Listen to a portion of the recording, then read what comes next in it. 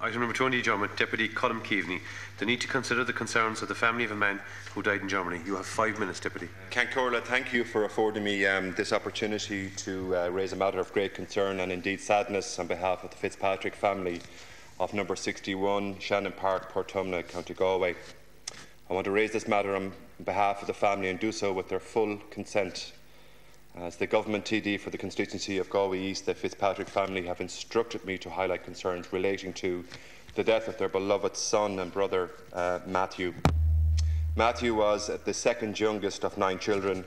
Matthew was 34 years old and worked as an interface engineer with Sanmina International. He lived in Germany for 3 years prior to his death in a city called Mannheim. On the morning of the 11th of December 2010, Matthew was found dead in his apartment in Germany. The Fitzpatrick family were only notified of Matthew's death on the 12th of December, approximately 7 p.m, a full 36 hours after his unfortunate death. The family were informed of this tragic and devastating situation by a member of Matthew's ex-girlfriend's family. And to this day, Matthew's parents, Donal and Eileen, have not been contacted by any German official surrounding the death of their child. According to the German police, Matthew's ex-partner, Sabrina Kraus, made the discovery when she arrived at Matthew's apartment at approximately 10 p.m. in the morning of his death.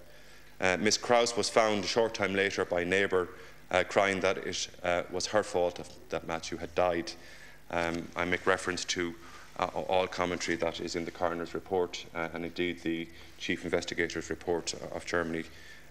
She had a knife in her hand that morning and had taken an overdose and had to be restrained when she tried to jump out of a window of the apartment block.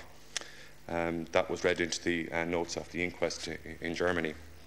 On the 22nd of December 2010, the Mannheim police and the state prosecutor closed the case of Matthew's death, stating it was death by suicide.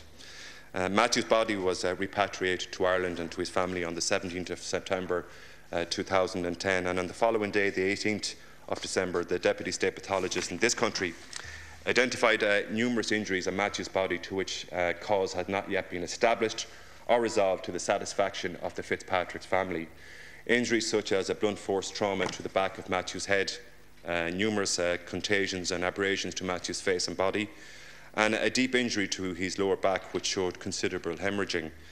The Fitzpatrick family claim with great concern that the number of injuries identified by the Irish authorities are not referred to or acknowledged in the autopsy report carried out by the German State Prosecutor's Office. Indeed, given evidence, the Irish Deputy State Pathologist was unable to clarify matters and said that suicidal strangulation, suicidal hanging or third-party strangulation were all possibilities in this regard, completely contrary to the outcome of the pathologist's report in Germany. It has been confirmed at the Irish inquest that Matthew had a friendly encounter with a married woman some many months prior to his unfortunate death, and that as a consequence of this brief situation, Matthew was subjected to a process of up to 20 unwelcome and unintended phone calls days prior to his death. In fact, coroner Dr. Kieran Gertie had advised the jury that they should not bring a verdict of suicide if the jury in Ireland had any doubt with regard to the verdict. Indeed, a jury of 9 Irish citizens recorded an open verdict after the hearing of that evidence. In this regard, can I call on the Taoiseach, the Minister for Foreign Affairs, to meet with the Fitzpatrick family with a view with identifying with the concerns set out by the family. It is critically important, Las Cancurla, that a family haunted by the tragic loss of a brother, a son, are satisfied by government, that government indeed can be an agent of support if or when an injustice is to be perpetrated or is perpetrated against an Irish citizen here or abroad. Thank you, Las Cancurla. Thank you, Deputy Antara. Firstly, may I take this opportunity to extend my sincere condolences to the extended family of Matthew Fitzpatrick.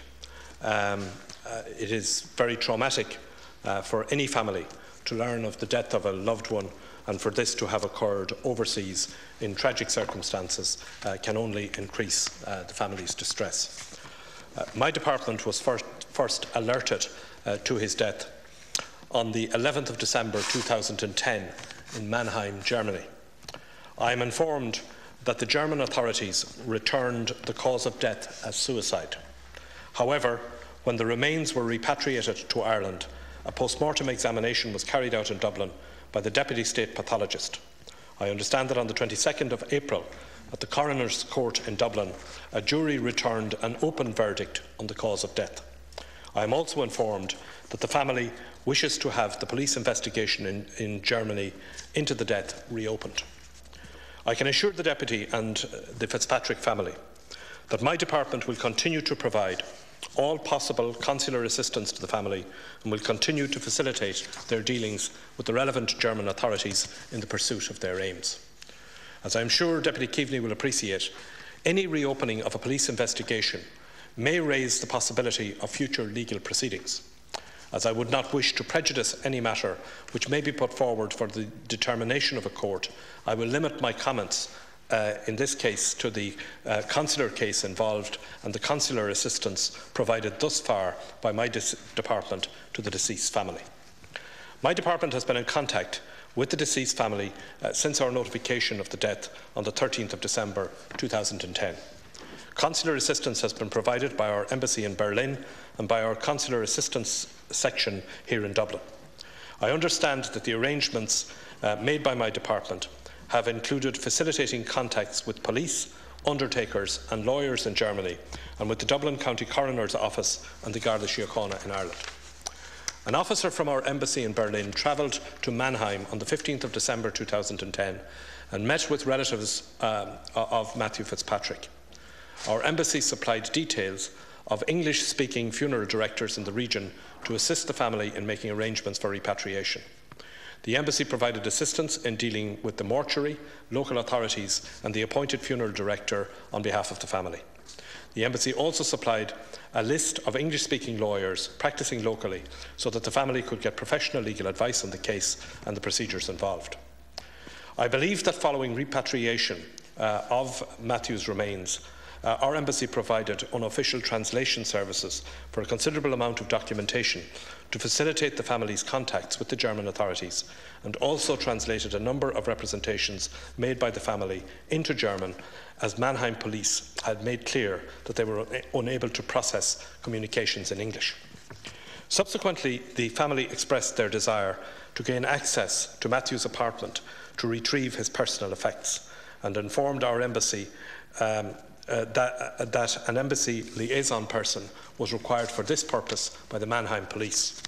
An officer from our embassy again travelled to Mannheim on the 7th of January to assist the family in this process and provided assistance in mediating between the family of the deceased and the family of his former partner. I am also informed that our embassy requested the assistance of the Garda liaison officer in The Hague, Netherlands, to further assist the family. My department understands from our contacts with the family that this link with their local Gardaí has been much appreciated and that the response received overall from the Garda Síochána has been of great support to them. In addition, our embassy in Berlin provided unofficial courtesy translations of extensive police notes on the man's death. On the 22nd of March 2011, the Garda liaison officer based in The Hague and the officer from our embassy in Berlin travelled to Mannheim to meet with the police officer who led the investigation into the death. I understand that a senior representative of the State Prosecutor's Office of Baden-Württemberg was also present at this meeting. Our embassy, I am informed, assisted the family to communicate their concerns regarding the manner in which the police investigation had been conducted. It is the understanding of my department at this point that the State Prosecutor's Office in Baden-Württemberg is now considering the report of the Coroner's Court in Dublin. Clearly, it would not be appropriate for me to interfere with any investigation currently underway in that jurisdiction. As I am sure that Deputy Keaveney will be aware, the German authorities are fully expected to deal with all operational matters involved in such an investigation. I am also informed that my department has advised the family to take professional legal advice on their current position and on the legal options now open to them to pursue this case. As I mentioned earlier, my department, through our embassy in Berlin and our consular section in Dublin, will continue to provide all possible consular assistance to the family and will continue to facilitate their dealings with the relevant German authorities in the pursuit of their aims. And I want to assure Deputy Keaveney that I will take a personal interest in the matter and continue to liaise with them on it.